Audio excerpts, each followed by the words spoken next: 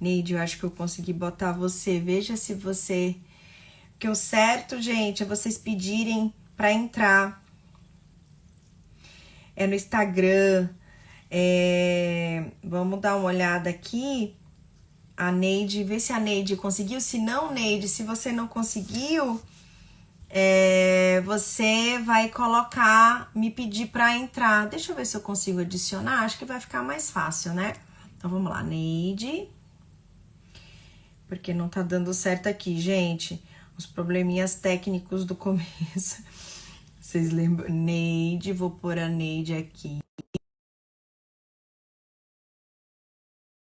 Preciso achar o Henrique e a Aline.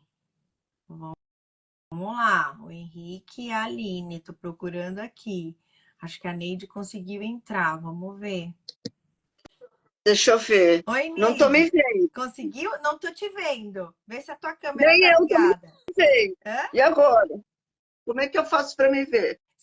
A tua câmera deve estar fechada. Ah, tô vendo uma pontinha aqui em cima sua. Talvez esteja alguma coisa impedindo. Será que na capinha do seu celular tô vendo a sua janela? Vira a câmera Peraí. para você. Ela tá virada pro outro lado. Vê se deu certo. Você que eu tô vendo. Aí, agora deu Aí, certo. Oi, Neide, tudo bem? tudo bem? Prazer, doutora Daniela. Prazer. Prazer. Muito obrigada pelo teu tempinho, pela tua colaboração, por você estar aqui hoje com a gente. É muito, muito importante esse, esse bate-papo. Eu tô aqui no grupo Eu que a gente tô tentando botar prazer. o pessoal, né? Não achei. Deixa eu ver se mais alguém entrou. Enquanto isso, Neide, se apresenta para o pessoal. Fala o que que você faz, quem é você, qual o contexto dessa live. Conta pra gente um pouquinho enquanto eu procuro o pessoal aqui para entrar. Bem, eu sou Neide Barreira Alonso, sou psicóloga. Trabalhei 34 anos com pessoas com epilepsia no grupo da Unifesp. Me aposentei em 2021 e cá estou eu, continuo atendendo pessoas com epilepsia. E tenho uma longa estrada aí de experiência com pessoas com epilepsia. Olha, essa estrada é uma estrada importante até para a gente ter repertório de conversa, né? Eu botei aqui o William, vamos ver se ele conseguiu entrar. Ah, acho que deu certo. William, eu tô vendo a Tô mesa, aqui. William. Eu, era Eu aí. tô vendo. Aí, Melhorou. agora deu certo. Hoje tá todo mundo vendo janela, Um dia vendo mesa. eu aprendo, Tudo né? bem com É. você? Tudo. Tá Tudo bem, na medida do bom. possível. Tá Eu tô bom. tentando colocar a Aline agora. Vamos ver se a Aline.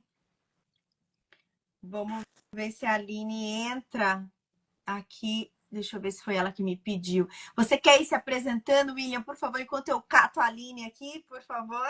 Ah, tá.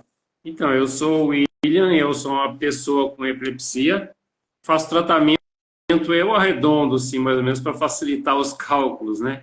Eu acho que desde os 10, 11 anos de idade eu faço tratamento, né? E, assim, é um assunto que eu acho muito importante falar, porque eu tive Eu tive muitas dificuldades escolares devido ao meu problema de saúde, né? Porque no final, né, o diagnóstico, eu tenho o hipocampo comprometido, os hipocampos, né? E o hipocampo é uma área responsável pela memória no cérebro, né? E eu ainda sou da época, enfim, eu fiz curso primário, né, antigo, atual fundamental, na época, na década de 1970, né? E memorização era uma coisa muito, eu vou dizer, exigida, né? A escola, na época, exigia muita memorização, né? E pedir memorização para uma pessoa amnésica é um pouco de covardia. Eu acho você muito elegante. Eu acho que é uma coisa totalmente fora de sentido, né? Então, eu passei por muitas dificuldades por conta do meu problema de memória na escola. Perfeito, perfeito, William. Vai ajudar a gente nesse contexto. Aline, se apresenta, consegui colocar todo mundo, a gente estava ali, meu Deus, como que faz? Tá tudo certo. certo, dá tudo certo. Agora, vamos No lá, se final deu apresenta. tudo certo. Bom, então, eu sou a Aline, né? Eu sou pessoa com epilepsia e sou também mãe de uma criança pequena com epilepsia. Então, junta ambas as coisas assim. E como pedagoga também, eu atuei sempre com crianças pequenas. E essa questão da epilepsia com as crianças pequenas e essa conscientização de como lidar com isso também foi uma coisa assim muito importante que eu vi de ser feito, porque eu vi o quanto eu, enquanto pedagoga, não estava preparada para até distinguir crises quando isso começou na minha filha, né? Então a gente começou assim a buscar vários jeitos de que a gente pudesse fazer isso chegar em mais pessoas, porque às vezes passa batido, a gente vê como crianças desatentas, como uma série de outras coisas, e na verdade são outras coisas que comprometem essa aprendizagem e esse desenvolvimento, né? Quanto antes o acesso ao tratamento, melhor, né? Eu acho que essa live, assim, para a gente começar, né, pelo Brasil, primeiro é uma honra ter o tempinho de vocês aqui, né? Para a gente é muito gratificante falar com vocês, que vocês estejam aqui mais do que nunca, falar sobre isso. Antes de vocês entrarem, eu me apresentei. Para quem não me conhece, eu sou neuropediatra. E uma das maiores lutas da gente é em relação às voltas aulas, né? E aí agora não só para o contexto das crianças pequenas, mas também para os adolescentes, né? Para aqueles adolescentes que terminaram o ensino médio, estão buscando cursos, né? Cursos de capacitação, cursos técnicos, quem está querendo entrar numa faculdade. Então é uma fase assim que a gente tem que ter um olhar muito específico e não só para as crianças, né? Também para os pais, também para os educadores, né? Eu acho que a missão da gente hoje é ampliar um pouco essa conversa, não só com dicas específicas em relação à escola em si, mas para trazer um pouco a vivência de todos nós aqui também, né? Então, sejam muito bem-vindos. Eu vou começar. A gente combinou de fazer umas perguntas e de conversa de bate-papo. Para dar tempo de todo mundo falar, eu vou revezando como a gente combinou. Vou começar com um, depois passo para o outro, para todo mundo falar um pouquinho, né? E aí, de acordo com o que a gente combinou, eu vou pedir para a doutora Neide, né, falar um pouco sobre os aspectos que a gente fala da rede de apoio, né, dos aspectos psicológicos. Então, quais são os impactos psicológicos, né, que a epilepsia pode causar em crianças e, mais do que nunca, como isso pode afetar uma dinâmica familiar, especialmente em relação aos pais? Bem, em primeiro lugar, a criança, ela vai expressar um espelho desses pais ou cuidadores. Sim, se o ambiente em que ela convive, por muito esses pais reagirem de uma forma ao diagnóstico, de uma forma de expressar medo, de expressar rejeição, de expressar sentimentos mais que a gente poderia chamar de mais negativos, essa criança vai ter possivelmente muita ansiedade, né? Vai ter uma repercussão na autoimagem dela, na autoestima. E assim, o que é fundamental é que esses pais se apoiem para poder acolher essa criança. Se ela for acolhida, esses sentimentos que ela porventura possa sentir são muito minimizados ou não acontecem.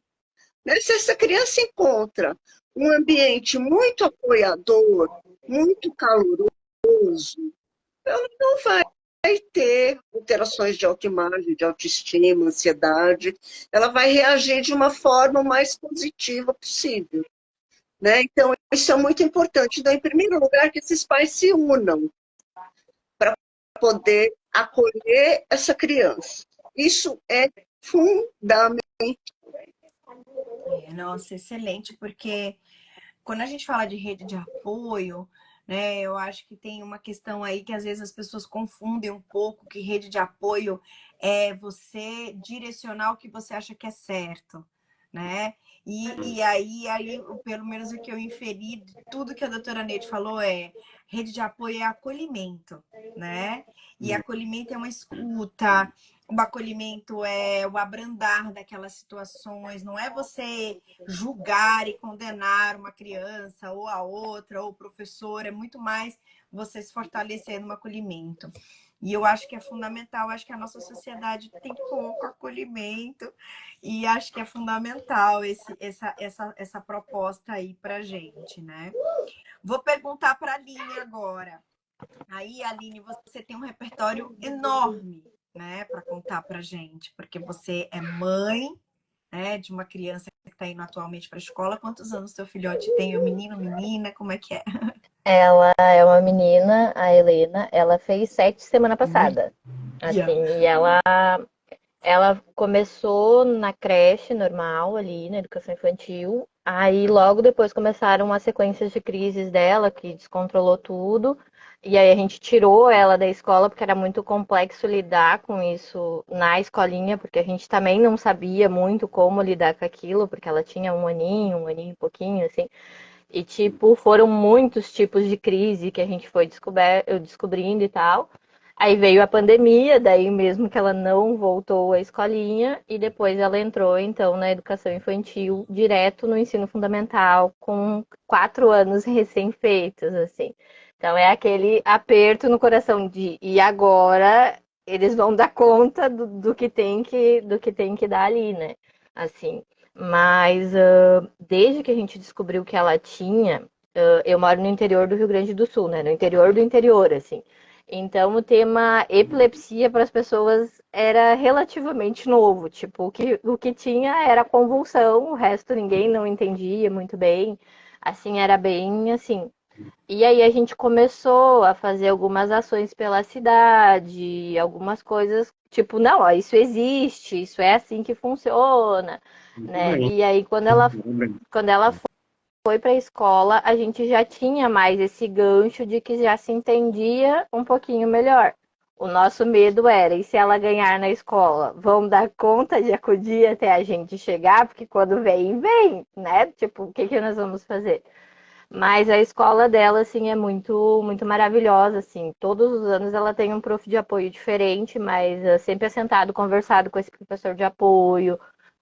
Os professores da escola entendem o que ela tem, a equipe diretiva é muito aberta quando a gente precisa falar sobre o caso da Helena, assim, Exatamente então é sobre bem. isso. Quais foram os primeiros passos, Aline, que você teve com a escola em relação ao diagnóstico da sua filha? Acho que isso é uma informação muito nobre, assim. Como que quando você chegou para a escola, vou matricular ela com 4 aninhos, né? E todo ano isso se renova, eu acredito, né? É, Como que é foi esse que primeiro passo, esse primeiro contato? Como foi a maneira como você fez isso? Porque isso é uma coisa muito importante para outras mães ouvirem, né? Outros familiares, né?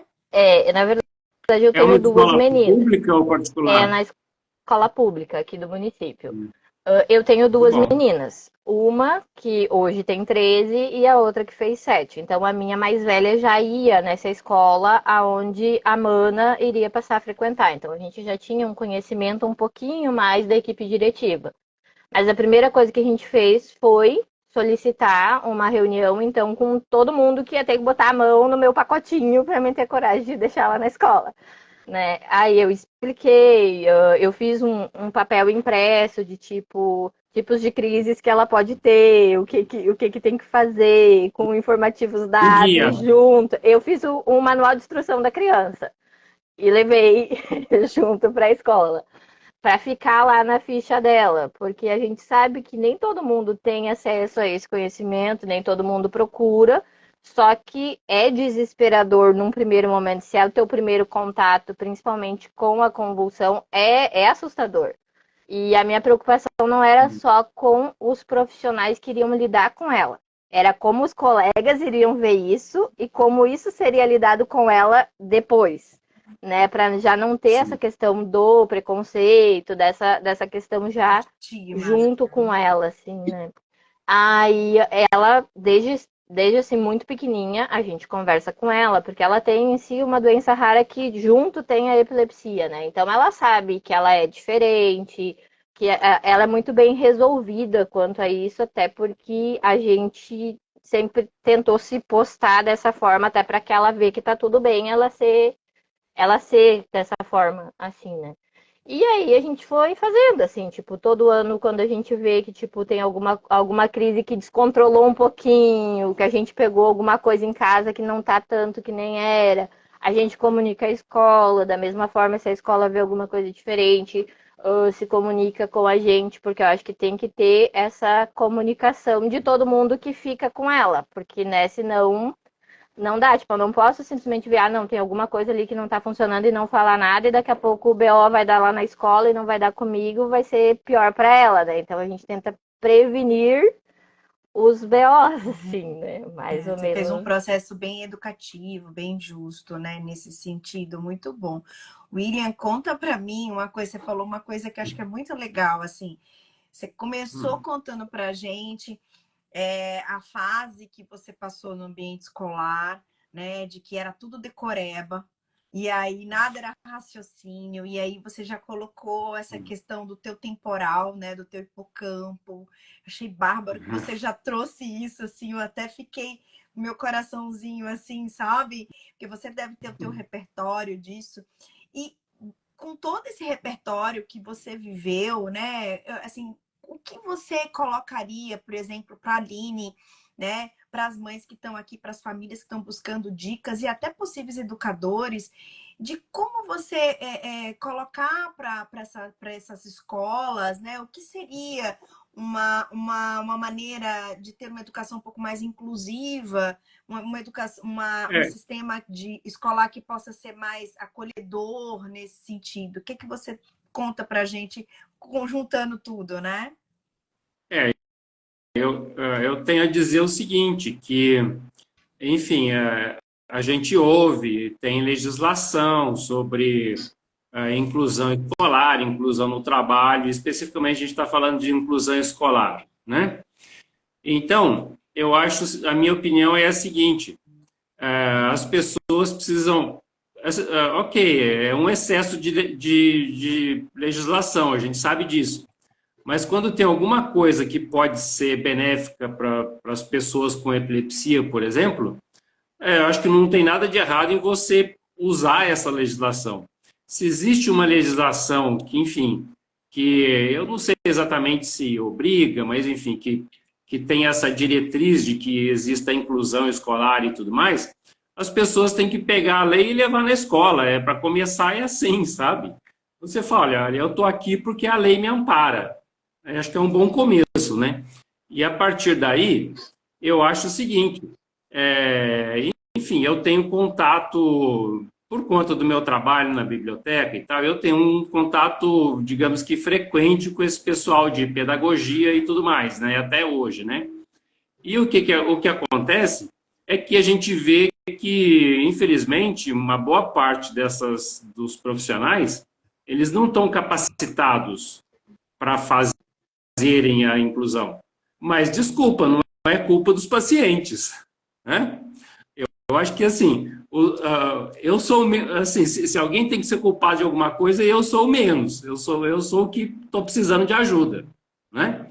E, enfim, são as pessoas aí das academias, das faculdades aí, da Faculdade de Educação da Universidade de São Paulo, da Unesp e da Pedagogia do Mackenzie e da PUC, de onde quer que valha, são essas pessoas que têm que, de certa forma, pensar em soluções para os pacientes, né? A gente tem o direito de reivindicar, né?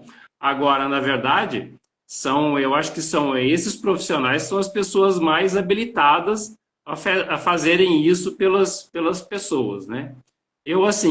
Até hoje eu li poucos estudos especificamente enfim, a respeito da parte pedagógica para pessoas com epilepsia. Eu acho que tem muito poucos estudos, e uma coisa que a gente poderia tentar fazer, de alguma maneira, é incentivar algum pessoal aí de pedagogia que esteja fazendo uma tese, ou vai pensar em alguma coisa, ou fazer um TCC, de chamar esse pessoal para pensar pela gente. A gente precisa da ajuda das pessoas.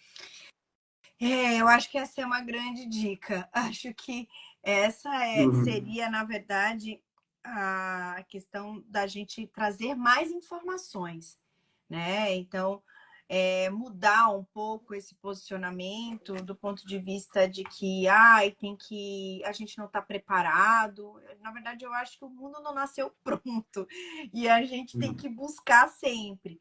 O que a gente tem que ter complacência é que às vezes a gente erra, às vezes a gente acerta na intenção de acertar, em ambos os casos, mas o que importa é sempre corrigir a rota. Porque a gente está aprendendo, todo mundo está aprendendo a lidar com essas situações, né? Doutora Neide, o que você me fala? Uma coisa que a Aline comentou que eu acho que é uma preocupação assim, muito importante, que é a questão do bullying. Ela colocou o medo dos coleguinhas verem ela tendo uma crise, né? Então, como que poderíamos trabalhar essa conscientização sobre epilepsia nas escolas, para inclusive prevenir bullying e promover uma inclusão, né? O que a senhora sugere para a gente, assim, no seu repertório? Então, eu acho muito interessante que, assim, na verdade, os amiguinhos da criança, eles vão ser um espelho do professor, né? Se o professor não tem informação, se ele... Claro que, assim, tudo que é diferente da primeira vez, como a Aline falou, uma convulsão, ela assusta. Mas se o professor puder transpor essa fase de susto, né, num primeiro susto, e puder trazer as crianças para poder ajudar esse amiguinho que está tendo uma crise, poder explicar, as crianças vão ajudar depois. Né? Então, o bullying vai ser muito minimizado, né, se as crianças puderem participar da orientação. Né? Então, assim, a Aline é uma mãe exemplar, né, Aline? Obrigada. Assim, é como se tem que fazer mesmo. Né? Porque só a orientação, ela é fundamental, a orientação. Mas tem as emoções envolvidas em tudo isso. Né? Então, é importante legitimar o que está sentindo. Então, se os pais, no primeiro momento, sentem medo, e o professor sente medo, tem que legitimar esse medo, porque vai ultrapassar esse medo, se ele puder falar. Nossa, eu levei um susto quando a criança teve uma convulsão. Leva um susto mesmo, de repente, é repentina. Né? Mas ele pode, por meio da informação e de lidando com os sentimentos dele, poder ir ajudando a classe a receber essa criança. Então, ela vai ser incluída. Né? Os amiguinhos vão ajudar no momento de uma crise. Né? Principalmente a gente observa isso em crianças pequenas, né? De 7 anos, exatamente a idade, 7, 8 anos. Eles querem ser úteis. Né? E eles podem ser muito úteis mesmo, né? Podem ajudar o amigo que está tendo uma crise. Né? São mais solidários. Nossa, gente, essa parte teve uma moça... São mais solidários. São mais solidários. Se o professor é solidário, eles são mais solidários ainda. É muito interessante observar isso. Né? Deixa eu colocar uma coisa que eu fiquei preocupada, que a Adna Dornelas, ela tá na live com a gente, ela colocou assim: minha filha sofreu ameaça de morte na escola. Os adolescentes disseram que a epilepsia da minha filha era frescura e que ela merecia morrer. Olha que grave isso, né? Nossa, doutora Neide, assim, o que orientar para essa mãe, né? O que orientar para ela para conversar com essa filha, né? Isso é uma coisa importante. Foi isso? Tá escrito aqui nos comentários das lives, eu tô respondendo, né? E aí uma moça acabou de colocar aqui pra gente. O nome dela tá aqui, Adna Dornelas. Então, o que a gente orienta para essa mãe, né? Precisaria da mediação da escola. Perfeito. Né? Uma palestra sobre o que é epilepsia para esses adolescentes, né? Que eles possam entender o que é isso. Né? Mas precisaria de uma mediação da escola. Não dá para enfrentar assim. Sozinha, com certeza. Aline, quando você, que você também é professora, né? Me corrija se eu estiver errada. numa situação como essa, sei lá, de coisa explícita, porque isso aqui a própria questão do bullying, mas também de uma ignorância muito grande. São adolescentes que não compreendem o que é esse processo. E aí, acho que a doutora Neide é muito perfeita quando ela coloca assim, todo mundo aí é reflexo dos pais. Eu adorei que ela colocou isso, do reflexo do professor, né? E é verdade, eu acredito nisso. Eu acho que a psicologia, ela vem inundando a gente nesse repertório. O que você, como pedagoga, né, como professora, poderia orientar para uma escola, para uma situação como essa? Então, aqui na minha cidade, como eu falei, o preconceito era muito fechado sobre essa questão de epilepsia. Tipo, eu ouvi, por exemplo, que a minha filha tinha epilepsia porque a gente rezava na igreja errada. Enfim, uma série de outras coisas que a gente que tem epilepsia e convive com isso, infelizmente, ouve muito ainda. E isso me incomodava muito justamente por pensar no reflexo que isso mais pra frente iria ter nela, né? E na época eu tinha a Mana, que hoje tem 13, com 6. E ela queria muito entender o que acontecia com a Mana, que a Mana ficava daquele jeito. E como eu sempre fui muito de explicar com histórias, eu inventei uma historinha para ela entender o que acontecia dentro da cabeça da Mana quando aquilo ali estava acontecendo. Depois daquilo ali, acho que um ano depois, eu entrei em contato com o pessoal da AB, enfim, e numa das conversas com a Maria Alice, eu comentei para ela da história e ela me pediu para ver. E a gente fez 2 livros, porque a gente teve que dividir em 2 volumes, porque num só ia ficar muito grande para as crianças absorverem. Eu brinco que na minha cidade eu preferi vir das crianças para cima do que vir dos adultos para baixo, porque o preconceito lá é muito grande, a gente não consegue entrar na mente deles tanto quanto dos pequenos, né? Então a gente fez a personagem da Charlotte, e no primeiro, e a Charlotte, ela é filha de neurologistas na historinha. Então ela escuta os pais conversando sobre isso. E dentro do lúdico da historinha, ela vai descobrindo que a gente tem o cérebro, que o cérebro divide em 2 partes, que divide em 4, o que cada um faz, que existe o neurônio e tal, e ela vai ensinando para os brinquedinhos dela. E aí, no segundo volume do livro, então, ela descobre que existe a epilepsia e que a epilepsia é uma doença que tem a ver com o funcionamento do cérebro, que é uma falha na comunicação dos neurônios, e vai colocando muito ali explicativo, assim. Até eu separei aqui, eu só tinha em casa o da Charlotte e a epilepsia, né, que tem. Ele é todo ilustradinho, assim, para as crianças entender. E tem uma parte do livro bem grande que ela é coisas que são um grande não sobre a epilepsia.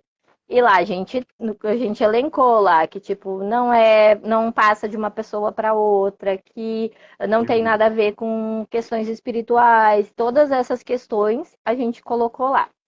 E aí a gente fez os livros e ano passado aqui na minha cidade abriu o edital da Lei Paulo Gustavo, de cultura. E junto com a editora a gente escreveu esses livros no projeto e a gente foi contemplado. Então, hoje, no meu município de Três Coroas, todas as escolas do fundamental, para nível da pré-escola até o segundo, terceiro ano, por causa da faixa etária do livro, tem nas bibliotecas os livros. E a Secretaria de Educação fez um levantamento de escolas que tinham crianças com epilepsia, foram contempladas 5. E nessas 5, a gente fez uma hora do conto, que eu fui lá contar para as crianças a historinha, com os coisinhos do cérebro, para elas mexer, assim, e tal. Mas é aquela coisa assim, o preconceito tá ali e eu acho que a gente, enquanto professor, enquanto pedagogo, ou rede de que tá na escola, a partir do momento que tu vê que aquilo ali existe, que existe uma demanda, tu tem que achar um meio de essa demanda ali ser sanada com questões realmente que são verdades, porque talvez essas próprias pessoas que disseram tudo isso para essa adolescente em questão é o que elas escutam falar sobre esse tipo de doença e eles só equalizam, né? Nossa, Aline, que trabalho lindo! Parabéns, viu? Muito bonito esse seu trabalho. Depois você compartilha com a gente um pouco mais sobre isso. Eu faço trabalho nas escolas aqui em São Bernardo, até eu vou querer ser uma multiplicadora do teu projeto, se você deixar. Tá bom. Porque Claro. levar isso para a escola, eu não sei se eu tenho característica para ser contadora de história, eu já não sei, mas eu posso fazer talvez de uma outra maneira, talvez uma palestra, que eu possa envolver as crianças e os professores, ou os professores eles serem multiplicadores. Que bacana, parabéns, viu? Parabéns pela sua atitude, Obrigada. viu? É isso mesmo. William, conta para mim, assim, que Oi. dicas você daria para os pais, né, de uma maneira geral, que estão lidando com a volta às aulas das crianças e dos adolescentes com epilepsia, assim, Hum. que tipo de orientação você daria com todo o teu repertório, com o que a gente tem discutido, né? É. A minha sugestão é, é apoio, né? Porque, enfim, a gente sabe que por vários motivos, entre outros, esses atuais mais religiosos e tudo mais, né? Isso só piora o preconceito, né? Então, eu acho que é fundamental que a criança, né? A gente está abordando especificamente esse caso, né? Essa faixa etária e tal, é que tenha em casa o apoio dos pais, né? Porque, assim, em todos os sentidos, né? E a minha sugestão para os pais é acompanharem muito de perto o desenvolvimento escolar, né? Vai lá na escola, conversa com a coordenadora pedagógica que tem, enfim, ela se formou para ela, estudou para isso. Se ela não entende ainda, ela que se vire, ela que estude, ela que procure saber o que pode ser feito, né? E ela tem assim, ela tem a obrigação, se em último caso não der certo, você vai na Secretaria de Educação e corre atrás, né? Porque eu dei algumas sortes na minha vida escolar, né? Porque, enfim, eu vim de uma família que tinha condições e tudo mais, né? Então eu tive, talvez por causa da condição financeira, econômica dos meus pais, numa cidade de interior, eu nunca tive nenhum problema de discriminação mais, assim, revelado, né, e tal. Nunca tive esse tipo de problema, seja na escola ou na cidade, né. Mas aqui em São Paulo isso a gente sabe que existe, né, as pessoas não te conhecem, então eles não estão nem um pouco preocupados com você, não sabem quem você é, né. Digamos que essa impessoalidade pode ser nesse sentido, pode ser um pouco mais cruel, né? Pode ser um pouco mais difícil, principalmente no começo, porque assim, você vai na escola, tem não sei quantas turmas, né? E assim, hoje em dia a escola não tem muito mais tempo para ficar se preocupando com esse tipo de coisa que deveria ter, né?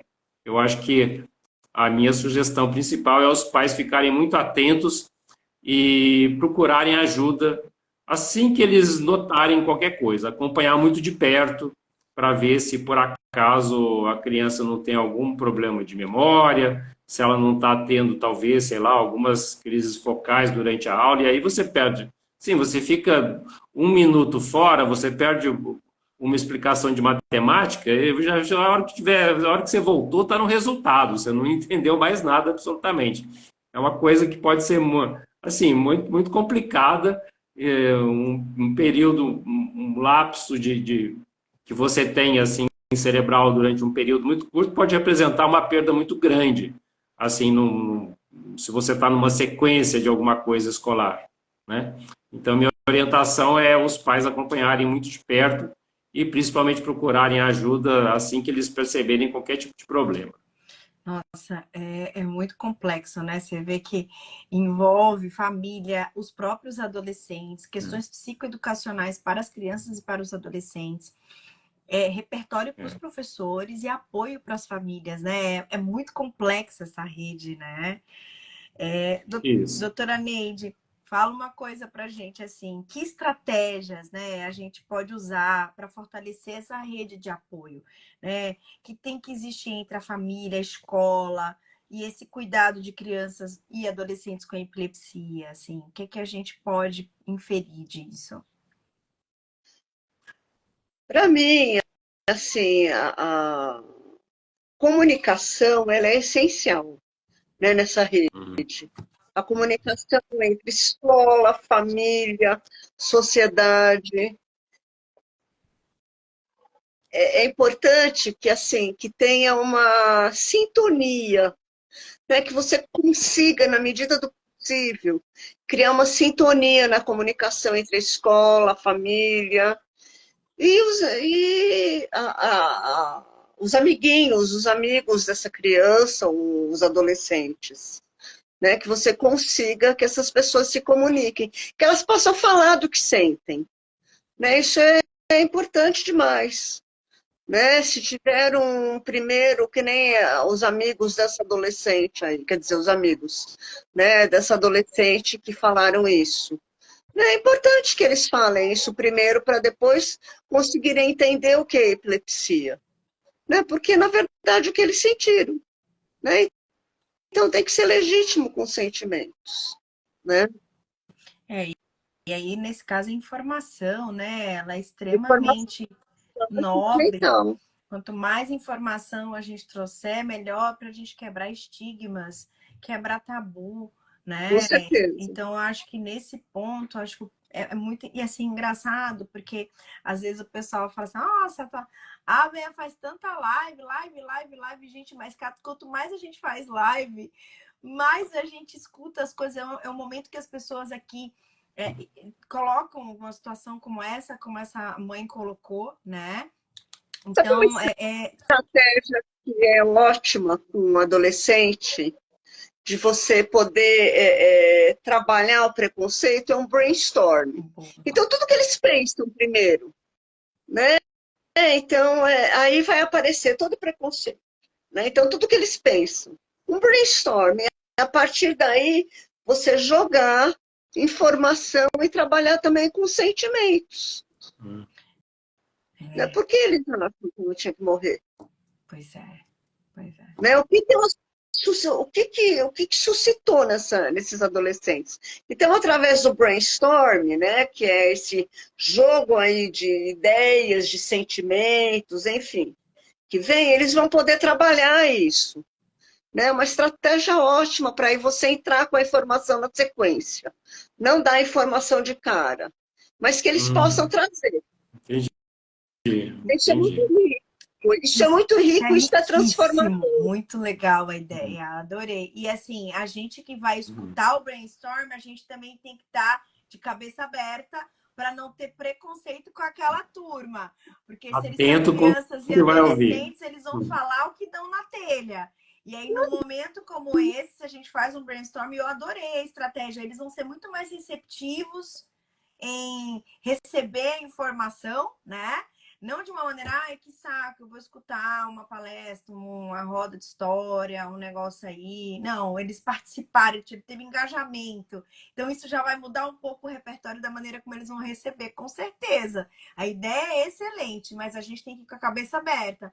Se a gente propõe um brainstorm, a doutora Neide tem razão, eles podem falar o que eles quiserem. E aí a gente tem que construir de uma maneira muito técnica, no sentido de, olha, isso, a doença é isso, né? Não tem nada a ver com religião, todas as coisas que a Aline acabou trazendo, né? E aí tem mais repertório. Adorei a ideia. Perfeito. Aline, tem uma mãe falando, já foram 3 pessoas que pediram para que você coloque ou o link ou como faz para comprar o livro, ou para ter o livro aqui nos comentários. Você consegue pôr? Dá para procurar na Amazon. Agora o livro está disponível pela Amazon. É só colocar lá pelo meu nome, Aline Duarte, ou Charlotte e Epilepsia, que ele puxa lá e dá para adquirir direto pelo site da Amazon agora. Eu vou escrever Charlotte Epilepsia aqui no coisa e você depois corrige para mim para ver se tá certo, tá? Porque como que escreve, né? Aline, não, mas é bem simples como escreve. É que o nome da Charlotte é com um T só, e a Charlotte ela foi escolhida para ser Charlotte em homenagem à doutora da Charlotte do Dravet, porque a princípio era para ser Dravet, que a minha filha tinha, e depois não era. Então, como foi tudo na mesma época, eu tinha que dar um nome para a personagem que eu não queria que fosse o nome da minha filha, eu coloquei o nome da doutora. Legal. Então, eu Uhum. vou botar aqui. Aline, só para o pessoal tá perguntando, né? Assim, para a gente ter um repertório assim. Como você acredita que a escola pode se preparar melhor, né? Para receber crianças com epilepsia, tanto no aspecto pedagógico quanto no emocional? Eu acho que assim, o se preparar, na verdade, acho que essa preparação em si a gente nunca vai chegar, né? O que eu sempre digo quando eu vou conversar, antes ele falou a questão da legislação, eu sempre brinco que quando eu tenho que ir falar sobre a minha filha, eu vou num primeiro momento para falar de boa. Mas se eu precisar, eu tenho as legislação embaixo do braço para dizer, não, mas isso aqui pode, porque tá lá em tal lugar, porque, né? Porque a gente sabe que não é sempre que é tão bem aceito, assim. A gente teve sorte aqui, mas poderia ter sido diferente, né? Então eu atuei nas duas frentes, assim. Quando a doutora falou antes ali de legitimar a questão, eu sempre digo, porque assim, eu lembro que eu, por ter epilepsia, eu já conhecia um pouco. Mas quando a minha filha começou a ganhar as convulsões, era extremamente assustador. E eu lembro que eu ficava muito apavorada. E quando eu falava pro neuro, o neuro via que eu estava muito nervosa quanto a isso. E ele dizia para mim assim, tá, e o que que tu faz? Eu digo, pois é, não faço nada, não dá para fazer nada, né, toda nervosa. Daí ele começou a dizer para mim assim, então para te não fazer nada, tu conta. Conta quanto tempo vai levar, porque daí tu me ajuda, porque ficando nervosa, tu me atrapalha e atrapalha ela. Porque quando ela voltar, ela não vai saber o que aconteceu. Ela vai olhar para ti, vai te ver apavorada, ela vai dizer: Meu Deus, aconteceu alguma coisa muito grave. Então conta. E depois, conversando com a minha psicóloga, ela disse: Tu percebeu que o neuro estava jogando em duas frentes também, porque a partir do momento que tu conta, tu te acalma. Então, de uma certa forma, ele estava fazendo tu manter um foco. E isso eu digo na escola também. Digo, olha, gente, vocês fazem assim, ó. Vira de ladinho, espera ali e Uhum. na dúvida do que fazer, vocês contam. Porque vai ajudar vocês e vai ajudar ela até eu chegar. Então eu já vou na dica da contagem ali, porque adiantou para mim e, né, vai adiantar para outra pessoa se acalmar também, né? Eu das coisas que eu contei para as crianças quando eu fui contar sobre as crises, eu utilizei dois exemplos só com eles, que eram as crises de ausência e a convulsão. As crises de ausência, eu brincava com eles na hora do conto, que a gente tá lá prestando atenção no que a professora tá contando, e aí a mente vai lá e faz, para. Estátua. Daí eu fazia pra eles assim, ó, faz assim, ó, para. Daí eles faziam, para. Isso agora volta. Assim faz, e aí a gente não entende, para fazer eles, através do movimento do corpo e das coisas, eles irem entendendo o que estava acontecendo naquele momento. E aí, da convulsão, como é o que eu achei que poderia assustar mais e que eles deveriam saber mais o que fazer, eu peguei uma caixa e coloquei uma boneca dentro. E aí, quando eu dizia que a boneca estava se batendo, eu sacudia a caixa com a boneca dentro para eles ver a questão de que ia estar ali. E aí eu fui usando as letrinhas do Calma, né? Como já é a idade de alfabetização, que eles iam conhecer as letras, né? E daí a gente tem que fazer assim, o C, daí tipo o que que tinha que fazer, o A, o que que tinha que fazer. Fui juntando o acróstico do Calma dentro da hora do conto para que eles sabiam. E aí, quando terminava a história, eles podiam ir mexer no material.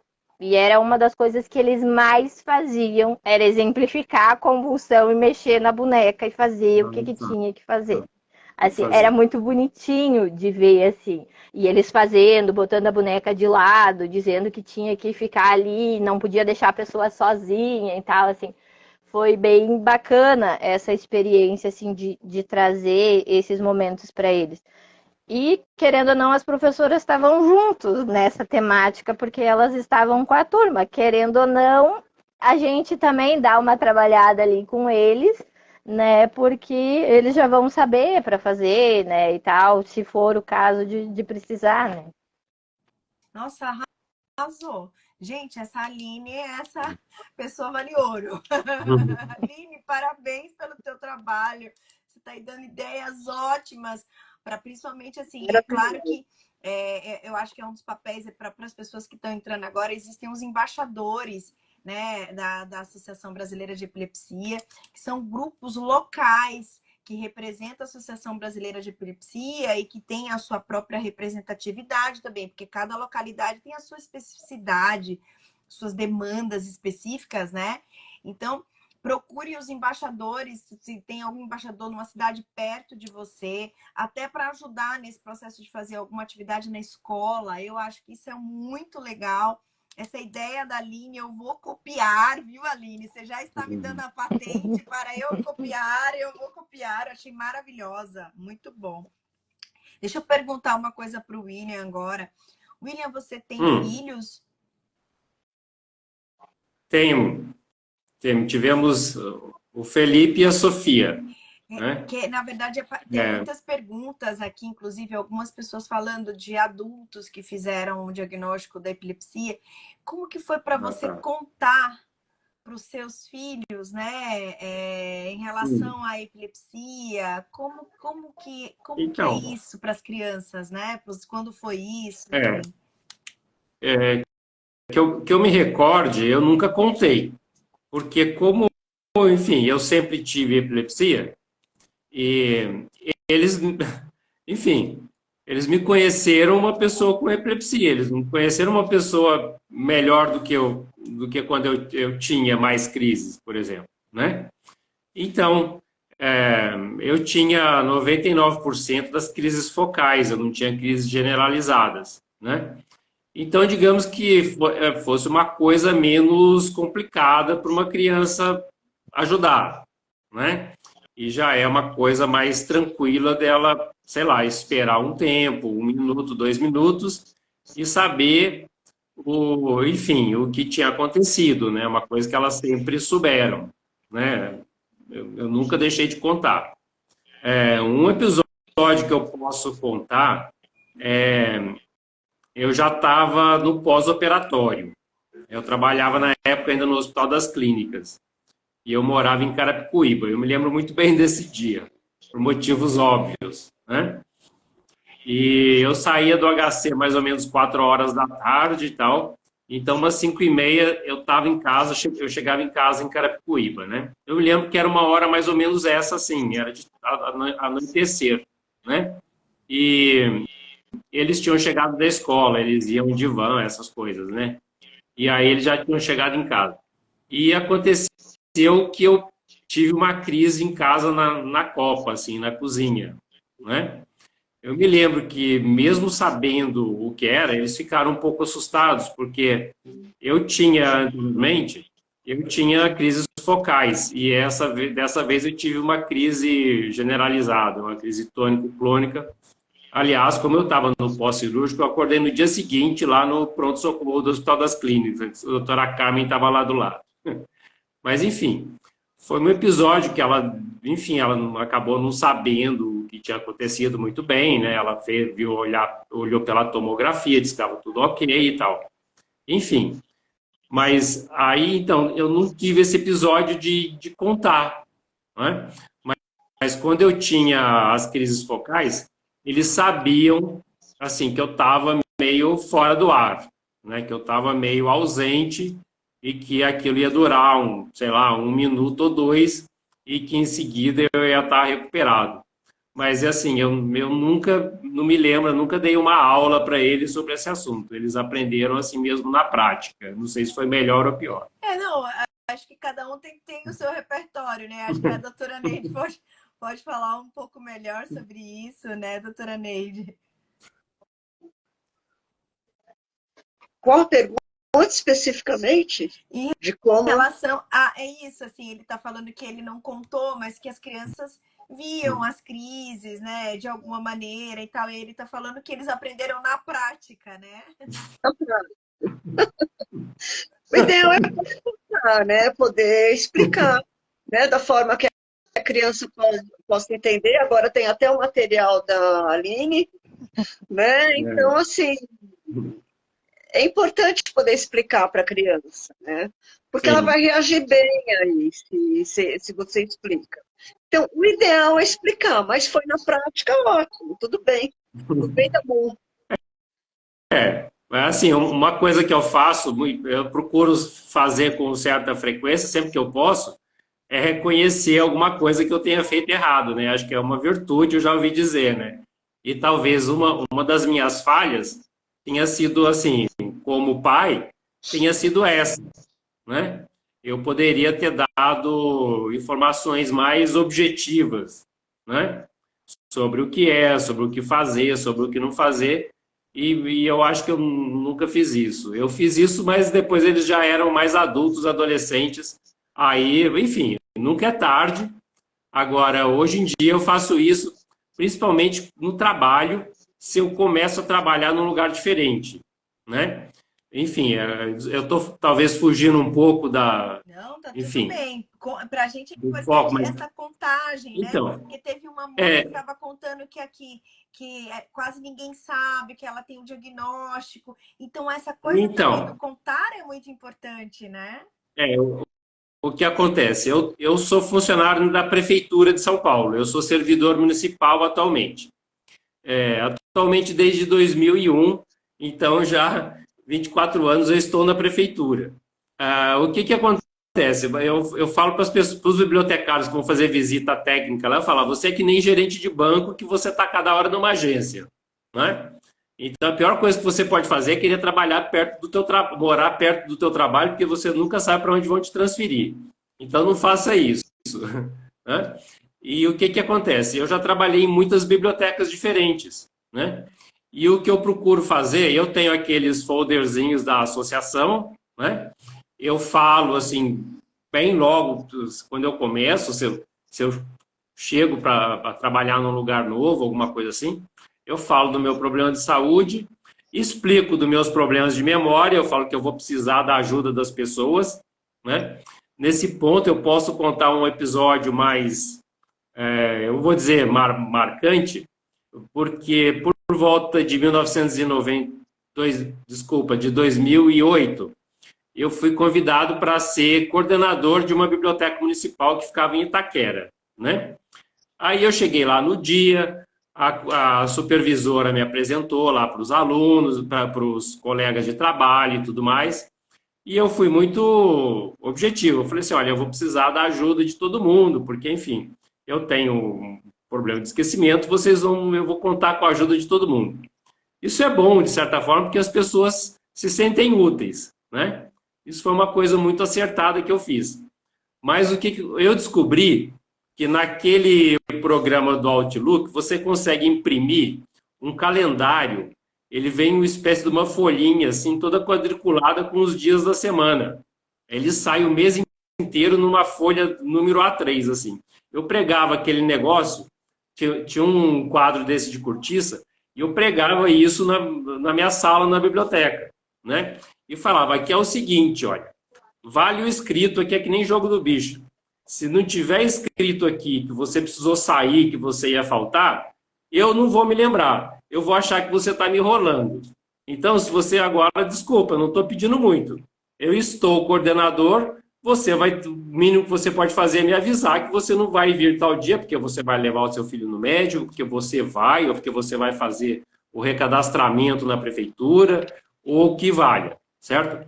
Mas aí, desculpa, aí você vai ter que me ajudar e vai ter que me dizer onde você está, porque eu vou escrever aqui. Porque vai chegar lá no dia que de fulano não veio, mas ele foi em tal lugar. Então eu sei porque você, eu te disse que eu ia. Não, comigo não vale. Esse jogo para mim eu não jogo. Você vai ter que fazer para mim o jogo do escrito aqui. A gente vai anotar no papel e aí vai estar. É muito simples o que eu estou pedindo. Não estou pedindo nada sofisticado. Você vai me dizer o que é e na tua frente eu vou marcar aqui e vai ficar todo mundo sabendo para ninguém enganar ninguém. Eu acho que essa parte é de uma coragem, né, tão bacana assim. Parabéns, William, porque é uma maneira de você ser prático, objetivo, com uma coisa que não é nada prática e objetiva, né? Não sei o que a doutora Neide me ajuda aí nesse repertório, mas olha, é mais ou menos isso, né? É mais ou menos essas questões que todo mundo tem o seu repertório e é isso que traz para que agora todo mundo faça assim, vai digerir essas informações, né, doutora Neide? O que é que a senhora diz? Então, eu acho bem válido o que o William está falando, de quando você chega no trabalho, né, e você vai conhecendo seus colegas, não de cara, né? Mas conhecendo, à medida que você vai conhecendo os colegas mais próximos, possa falar o que é epilepsia, o que tem. Isso é fundamental, né? Porque você cria uma rede de apoio aí, né? Mas é claro, você precisa primeiro chegar,